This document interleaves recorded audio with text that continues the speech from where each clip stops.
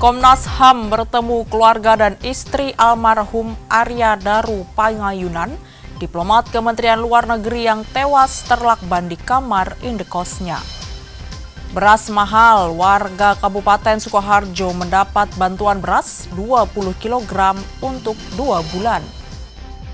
Stand kuliner kenduri rakyat di hari jadi ke-1275 Salatiga ludes di serbu warga.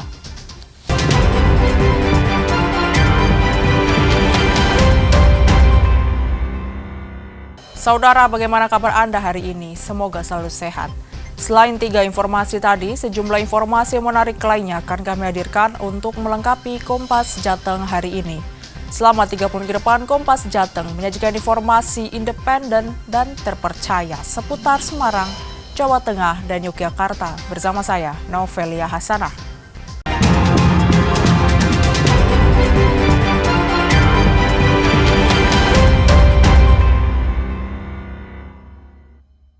Mengawali Kompas Jateng pagi ini, Saudara, Komnas HAM mendatangi kediaman almarhum Arya Daru Pangayunan, diplomat muda Kementerian Luar Negeri yang tewas terlakban di kamar indekosnya di Menteng, Jakarta Pusat. Komnas HAM bilang kedatangannya ke Bantul, Yogyakarta untuk bertemu dan mengkonfirmasi ke istri almarhum Daru. Pertemuan antara Komnas HAM dengan keluarga diplomat Kementerian Luar Negeri Arya Daru Pangayunan berlangsung tertutup selama kurang lebih 4 jam. Usai pertemuan, pihak Komnas HAM enggan berkomentar dan hanya menyebut mereka datang untuk meminta keterangan kepada pihak keluarga termasuk istri almarhum Daru. Ya, kami meminta keterangan kepada keluarga korban. Itu aja dulu ya. Ya. Ada pertemuan baru atau seperti apa, Bu? Nanti saja, itu aja dulu. Apa aja yang digali, Bu? Belum bisa, Mas. Nanti aja disampaikan Bu, nanti ini ya. bisa Komnas HAM turun ke sini, emang ada pelanggaran HAM, Pak? Nanti kami sampaikan. Bu, sedikit aja mungkin, Bu, biar kamu juga tahu. Ini kan hampir 3 jam lebih. Siapa aja, Bu, yang temui, Bu?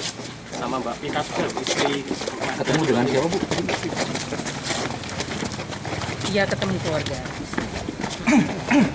Tadi apa mungkin yang disampaikan keluarga, Bu? Kami belum bisa sampaikan ya. Nanti kami akan sampaikan.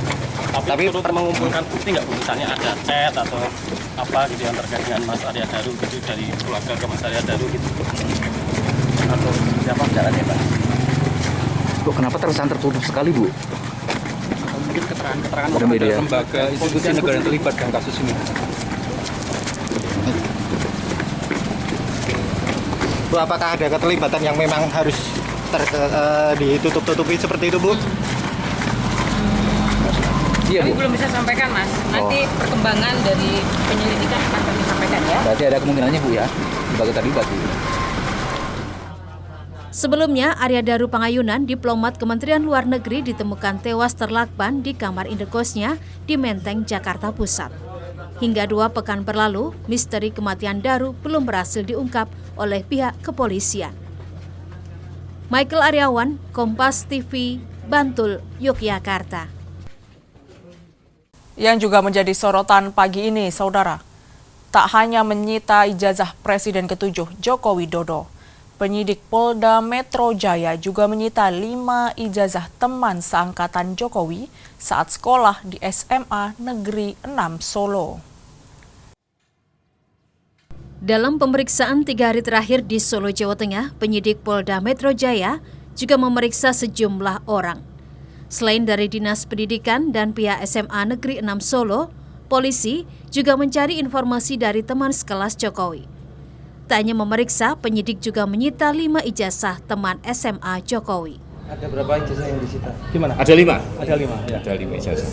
Jadi sebagai Bukti nanti ya, untuk nanti untuk uji forensik uji forensik dan seterusnya.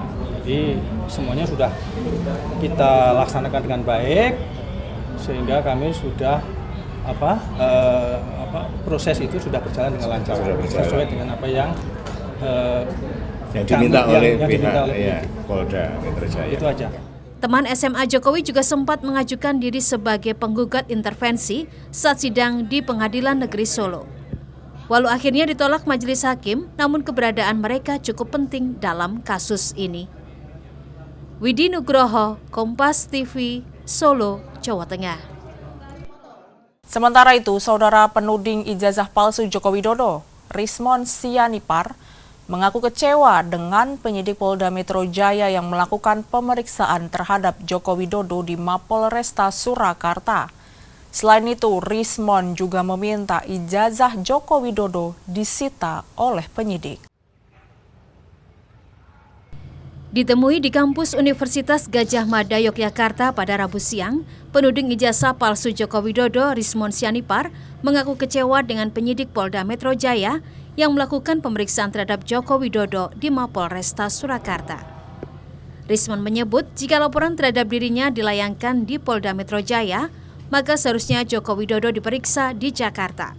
Rismon juga menyindir pihak kepolisian yang seolah memberikan keistimewaan kepada Presiden RI ke-7 itu, padahal menurut Rismon, semua warga negara sama di mata hukum. Selain itu, Rismon juga meminta ijazah Joko Widodo disita oleh penyidik.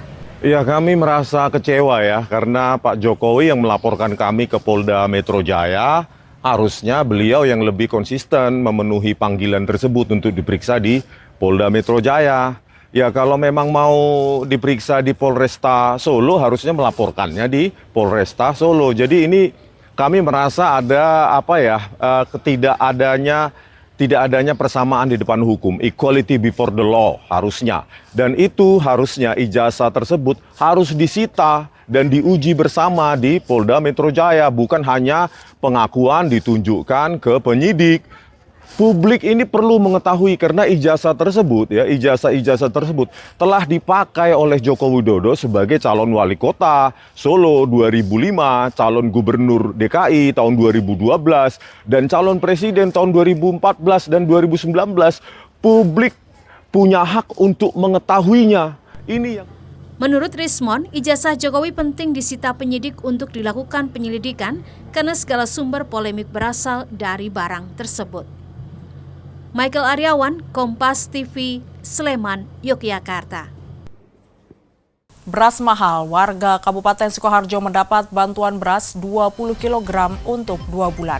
Nantikan informasinya usai jeda.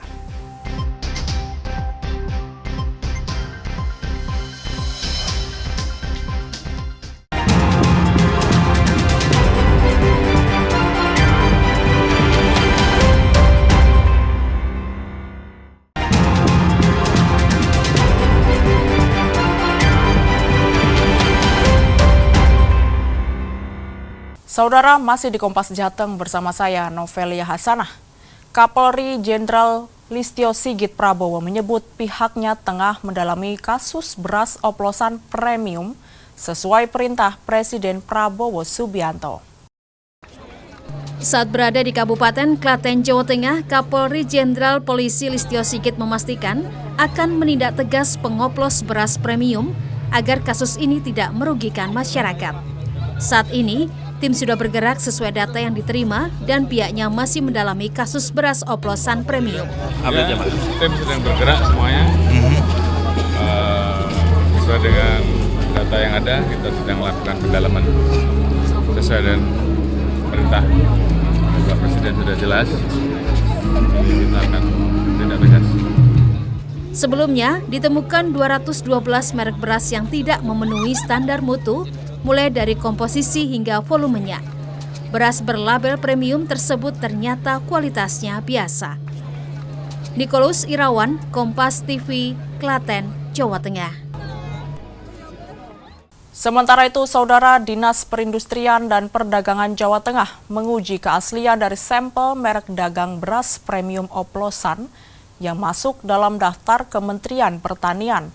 Dan hasilnya belum ditemukan adanya beras oplosan. Merespon pengungkapan kasus beras oplosan, Dinas Perindustrian dan Perdagangan Jawa Tengah melakukan pengujian keaslian dari merek dagang beras premium oplosan di beberapa titik di wilayah Jawa Tengah yang diduga berpotensi tinggi menjadi objek oplosan seperti Kabupaten Kudus, Kabupaten Grobogan, dan Kabupaten Semarang. Dari pengujian tersebut tidak ditemukan adanya beras oplosan. Sementara untuk di wilayah Kota Semarang ada 11 titik pemantauan. Saat ini, 2 merek dagang beras premium yakni Sofia dan Fortune masih dalam proses uji laboratorium yang dilakukan oleh Disperindak Jawa Tengah. Terkait maraknya berita tentang beras oplosan, kami melakukan koordinasi dengan Dinas Perindak Kap Kota setempat yang dalam hal ini disinyalir ditemukan beras oplosan di Kabupaten Grobogan, kemudian di Kabupaten Kudus, di Kabupaten Semarang, dan kami peroleh informasi dan kami peroleh hasil bahwa dari di ketiga kabupaten kota tersebut setelah dilakukan pengawasan, pengambilan sampel, kemudian juga dilakukan uji, itu terkait beras oplosan tidak ada beras yang dioplos itu tidak ada, karena dari hasil uji di Kabupaten Grobogan kemarin melakukan uji untuk merek Sania sama Pulen, itu sentra Pulen itu ditemukan dilakukan uji bahwa kadar beras patah yang harusnya maksimal 15% itu masih di angka 8-10%, jadi masih masuk kriteria premium. Jadi juga di Kabupaten Kudus juga sama, kami cek, kami lakukan koordinasi, juga tidak ditemukan juga beras oplosan. Nah, di Kota Semarang kami juga melakukan pengawasan di 11 titik terkait dengan beras oplosan. Kami melakukan uji lab dua uji lab untuk merek Sofia dan Fortune. Ini masih dalam proses uji lab. Nanti mungkin 2 hari lagi beras itu uji labnya baru kami peroleh dari Balai Pengujian Mutu Barang. Untuk kriteria beras premium oplosan adalah jika beras patah tidak lebih dari 15%. Dari 35 kabupaten kota yang ada di Jawa Tengah, tidak ditemukan adanya beras premium oplosan karena patahan beras masih berada di angka 8 hingga 10%. Cinawi Rana Putri, Kompas TV, Semarang, Jawa Tengah. Kita bergeser ke Kabupaten Sukoharjo, Saudara. Tingginya harga beras yang belakangan terjadi. Sejumlah upaya dilakukan oleh pemerintah untuk membantu warga.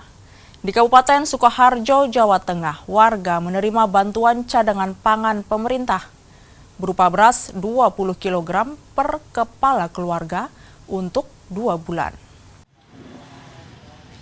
Satu persatu warga di Desa Dalangan, Kecamatan Tawangsari, Kabupaten Sukoharjo, Jawa Tengah yang terdata dan tercatat dalam daftar penerima bantuan pangan beras antre menunggu giliran. Setiap kepala keluarga menerima 20 kg beras untuk bantuan bulan Juni hingga Juli. Beras yang diterima warga jenis medium. Beras medium ini menurut warga harganya masih tinggi di pasaran antara Rp13.500 hingga Rp14.500 per kilogram. Warga mengaku senang bisa menerima bantuan beras ini karena bisa menghemat uang belanja. Ini bantuan beras 20 kilo. 20. Itu per berapa bulan? Ini alokasi bulan Juni. Juni. Ya. Ya. Gimana Bu kualitas berasnya? Ya, yang kemarin itu ya bagus, terus kadang-kadang ya kurang bagus. Belum tentu Bu. Tapi masih layak dikonsumsinya? Ya layak. Gimana Bu perasaannya Bu setelah menerima beras ini? Ya, senang. Kalau harga beras sekarang mahal ya Bu? Mahal. Berapa Bu? Kisaran 13,5, 14,5, 15 kalau ngecer itu Bu. Kalau perapatan saya nggak pernah beli perapatan. Bupati Sukoharjo mengatakan untuk Desa Dalangan ada 402 penerima manfaat yang menerima beras. Hari ini kita mengadakan pantauan penyaluran CPP hari keempat. Kita ada 12 kecamatan, ini hari keempat kita di Desa Dalangan dibagikan kepada 402 penerima manfaat. Dan tentunya harapan kami setidaknya ini bisa membantu meringankan beban bagi warga kami yang membutuhkan, karena mereka dapat 2 bulan Juni-Juli dari 20 kilo sehingga mereka bisa ngirit setidaknya 300.000 ya, 300.000 untuk tidak beli beras, bisa untuk dimanfaatkan untuk kebutuhan yang lain, tentunya untuk pemenuhan gizi keluarga. Adanya bantuan cadangan pangan pemerintah berupa beras 20 kg ini diharapkan bisa meringankan beban masyarakat untuk membeli beras. Nani Astuti, Kompas TV, Sukoharjo, Jawa Tengah. Stand kuliner kenduri rakyat di Hari Jadi Salatiga ludes di serbu warga. Nantikan informasinya usai jeda.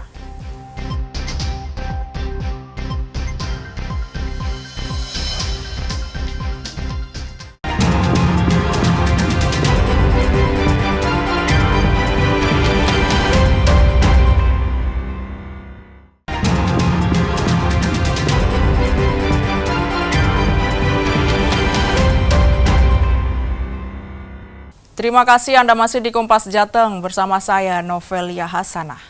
Upacara hari jadi ke-1275 Salatiga diikuti oleh seluruh instansi pemerintah di Kota Salatiga, Jawa Tengah dan dipimpin oleh Wali Kota Salatiga. Selain upacara, Wali Kota Salatiga Robi Hernawan bersama Forkopimda juga melakukan ziarah ke makam mantan Kepala Daerah Kota Salatiga. Upacara peringatan hari jadi ke-1275 Salatiga yang diselenggarakan di lapangan Pancasila berlangsung dengan khidmat Rabu pagi. Yang unik pada upacara kali ini, seluruh ASN di lingkungan pemerintah Kota Salatiga menggunakan pakaian adat Jawa. Upacara kali ini juga terasa istimewa karena bertepatan dengan peringatan Hari Koperasi Nasional ke-78. Wali Kota Salatiga, Robi Hernawan menyampaikan, menjadi Wali Kota Salatiga tidak hanya suatu kehormatan, namun juga tanggung jawab besar untuk melanjutkan tongkat estafet kepemimpinan dengan amanah yang penuh dedikasi dan ketulusan hati. Robi juga mengucapkan terima kasih kepada kepala daerah periode sebelumnya atas warisan keberhasilan pembangunan Kota Salatiga. Dengan kontribusi dari masyarakat, saat ini Kota Salatiga memperoleh berbagai raihan yang membanggakan seperti secara konsisten menjadi salah satu kota tertoleran di Indonesia dan berhasil mencatatkan indeks pembangunan manusia tertinggi di Jawa Tengah serta kota tertua dan tersejahtera di Jawa Tengah. Usai upacara, Wali Kota Salatiga bersama Forkopimda melakukan ziarah ke makam mantan Kepala Daerah Salatiga di TPU Ngemplak dan makam Sidomulyo sebagai bentuk penghormatan bagi Kepala Daerah Salatiga yang sudah ikut membangun Kota Salatiga. Wali Kota Salatiga, Robi Hernawan menegaskan Kota Salatiga ke depan harus menjadi kota yang lebih baik lagi, di mana sinergitas, kerjasama, dan gotong royong harus selalu dilakukan. Ya, ulang tahun ini sebagai momen untuk kita semua untuk bisa menjadikan refleksi kita semua bahwa Salatiga itu harus membangun ke depan, harus menjadi yang lebih baik, di mana sinergitas, kerjasama, gotong royong itu harus mutlak diperlukan. Warga Kota Salatiga pun berharap di usia ke-1275 ini Kota Salatiga lebih maju dan sejahtera. Sukses nggih. Maju terus langgeng. Nggih. Terus pembangunannya pripun? Pembangunannya lebih maju lebih baik. Lebih maju lebih baik ya.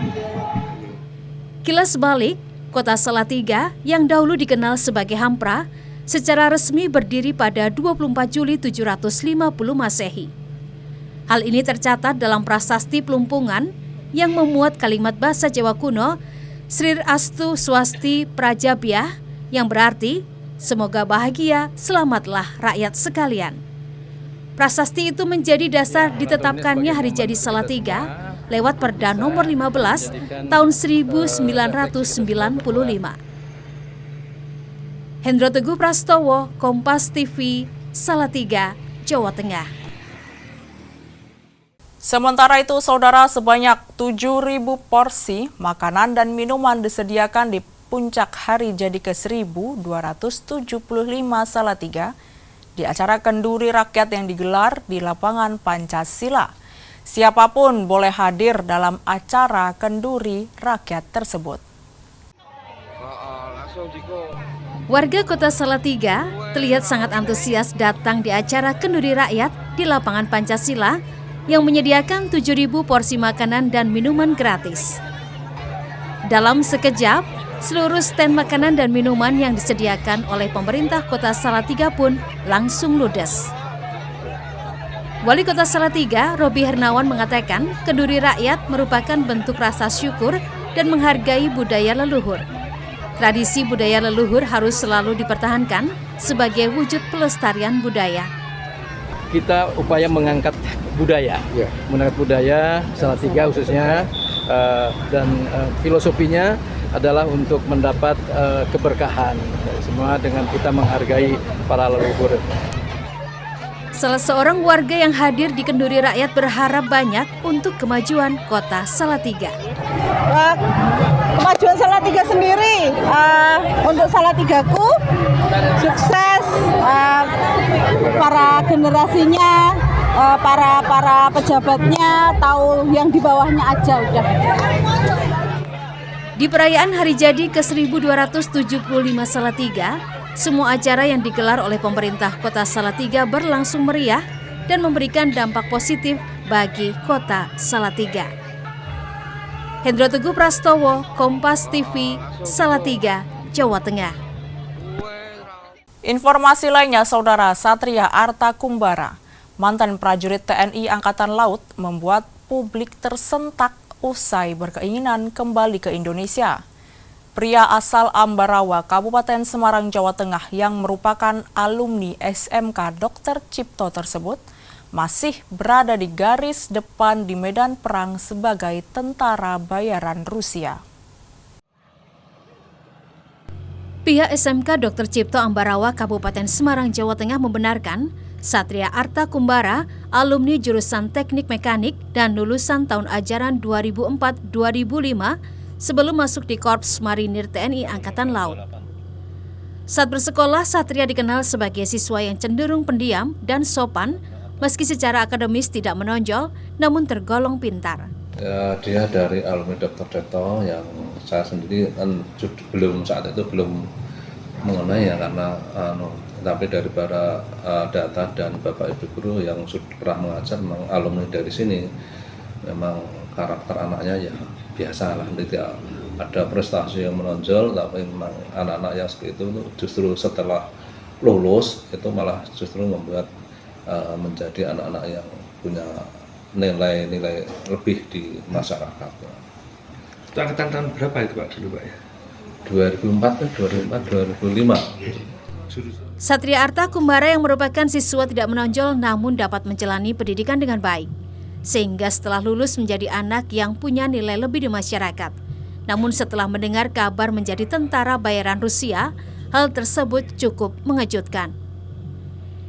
Hendro Teguh Prastowo, Kompas TV, Kabupaten Semarang, Jawa Tengah. Informasi tadi sekaligus mengakhiri Kompas Jateng hari ini. Saya Novelia Hasanah, mewakili kerabat kerja yang bertugas mengucapkan terima kasih atas perhatian Anda. Selamat mengikuti acara kami selanjutnya. Kompas TV, independen, terpercaya. Sampai jumpa.